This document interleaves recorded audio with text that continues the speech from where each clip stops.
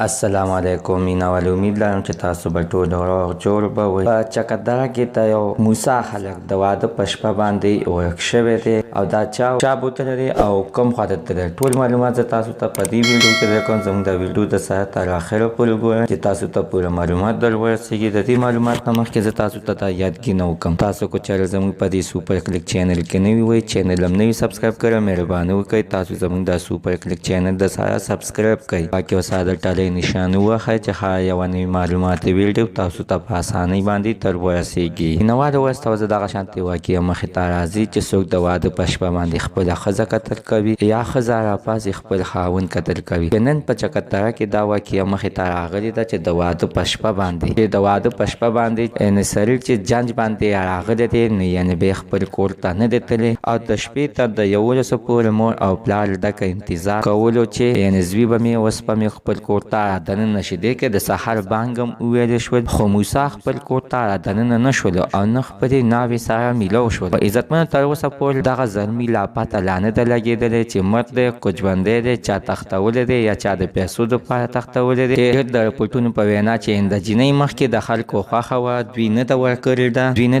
د هغې د وجې نه دوی بیا دغه د واده زلمی تختولی دی. نه داسې هم څه خبره نشته دی. عزتمنو هغه د جینۍ ورونو هم واضحه کړه او ویلې چې داسې څه خبره نشته دی. نه تر اوسه پورې زموږ خور نه چا غوښتې ده او نه مو چاته داسې څه انکار کړی دی. عزتمنو دا الله تعالی دې وکړي چې دغه د واده زلمی دې پیدا شي، ځکه عزتمنو چې د مور او پلار اوس هم ته په دغه تمه دي چې موسی به کور ته دننه شي او خپلې ناوې ښځې سره به میلو شي. نوالو زموږ د سهار نننۍ معلومات ته د دې ځای پورې د نوي معلوماتو لپاره د سهار زموږ د سوپر کلیک چینل د سهار سبسکرایب کړئ، خوا کې سهار د ټالۍ نشانې وښایئ چې ښه یوه نوې معلوماتي ویډیو تاسو ته په اسانۍ باندې تر ورسېږي.